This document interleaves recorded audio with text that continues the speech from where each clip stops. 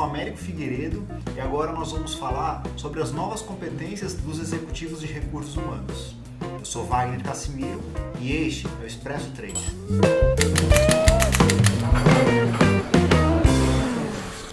Américo, quais as competências que emergiram por conta do novo cenário de negócios? Olha, com o cuidado aqui de não pretender esgotar o assunto, né? Mas uma competência, ou algumas competências que me chamam muito a atenção, primeiro uma competência de desaprender. Ou seja, nós precisamos ter a coragem de reconhecer que parte do nosso conhecimento não se aplica mais. Então nós precisamos let go, deixar isso ir e, obviamente, continuar o nosso processo de aprendizagem contínua. Ou seja, e aí talvez a gente possa falar de evolução permanente, uma competência de evolução permanente. Ou seja, que nós tenhamos a capacidade e a humildade de reconhecer que nós precisamos continuar aprendendo.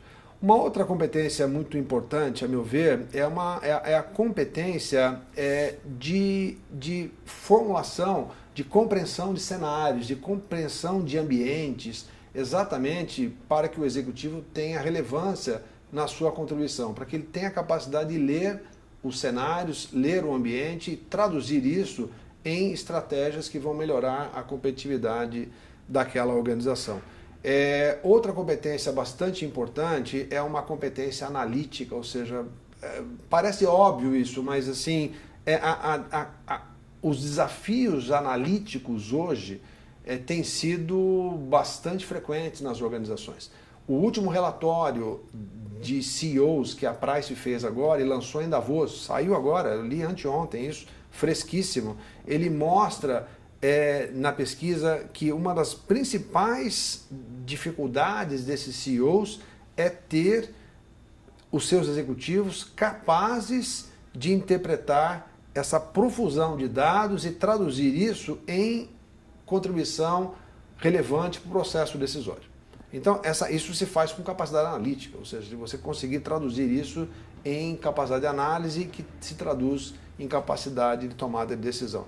Uma outra competência que me parece bastante relevante é a competência de liderar a si mesmo. Ou seja, nós falamos tanto de liderança, mas eu acho que nós temos sido desafiados pelo contexto contemporâneo, meu caro Wagner, para exercer com mais humildade a nossa incompetência.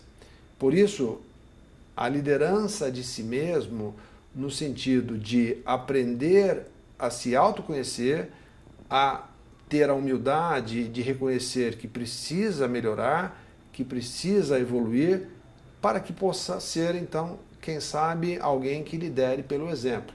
A liderança pelo exemplo tem sido cada vez mais demandada, não só dos executivos de recursos humanos, mas dos altos executivos em geral.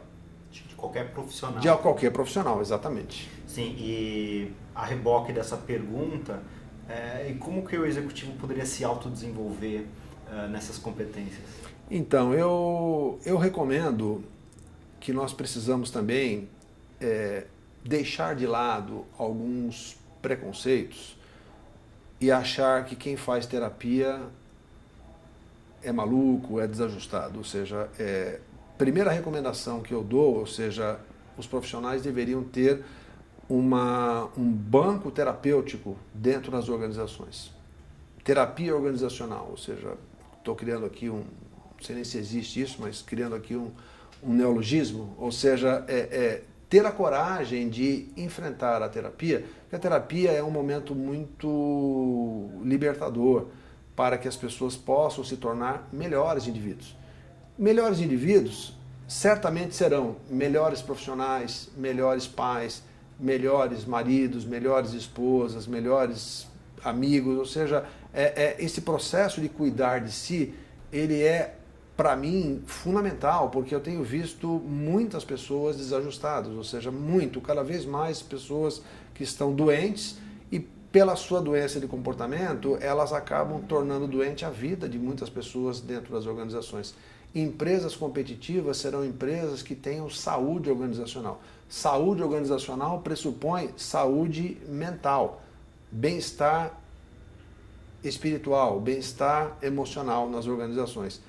Isso é função direta dos altos executivos, aqueles que lideram a organização. Então, esse processo de cuidar de si, ele é fundamental, e para isso, então, recorrer aí à ajuda da terapia vai fazer muito bem aos indivíduos, às suas famílias e às suas organizações. Então, tem também uma outra competência que é a inteligência emocional. É a inteligência emocional, que, a meu ver, ela acaba sendo uma consequência, meu caro Wagner, dessas ações que nós falamos. Ou seja, na medida que você cuida do seu autoconhecimento, que você segue preocupado em ser um líder que inspira as pessoas, que as pessoas tenham efetivamente confiança na sua liderança, consequentemente, ao desenvolver esses atributos, nós desenvolveremos concomitantemente a inteligência emocional também.